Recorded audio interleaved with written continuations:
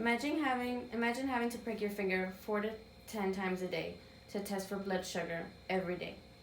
Why, you might ask? Diabetes. Many of you may not know, but diabetes is a disease that affects a large portion of the population today and has for a very long time. My mom, for example, she was diagnosed a few years ago. Now she has to watch what she eats, exercise almost every day, and test for sugar in the blood every day. Today I'm here to talk to you about diabetes and persuade you to examine your eating habits and exercise every day.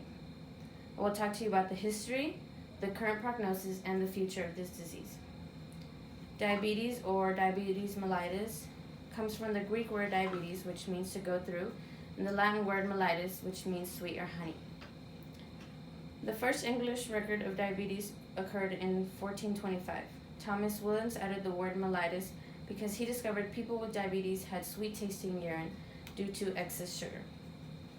According to medicalnewstoday.com, access on November 5th, the Greek physician recommended exercise or overfeeding with wine.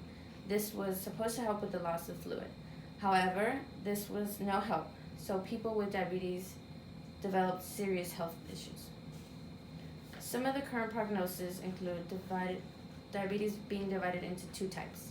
According to National Institute of Diabetes.com, access on November 5th, type 1 says you must take insulin because your body no longer produces it. You can take it in with meals or simply drink it. Type 2 says your body produces insulin, but it isn't able to use it. This is known as insulin resistance. You can help this by eating healthier food or exercise, along with taking in medicine like pills or injecting insulin into the skin. The NID goes on to say type 1 affects 5 to 10%, usually children or teens. Type 2 affects 90 to 95%, generally people after the age of 45. Now let's talk about the future of this disease. LABiotech.com, access on November 5th, says diabetes has become an epidemic with over 422 million people affected worldwide, sentenced to lifelong medication.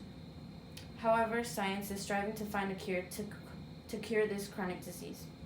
LA Biotech says, although it is very early into the development, cell therapy is one of the biggest hopes towards developing a cure.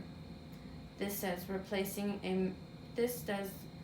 replaces the missing insulin-producing cells that has the potential to recover normal insulin production and cure patients.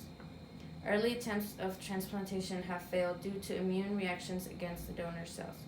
However, the attempts don't stop here.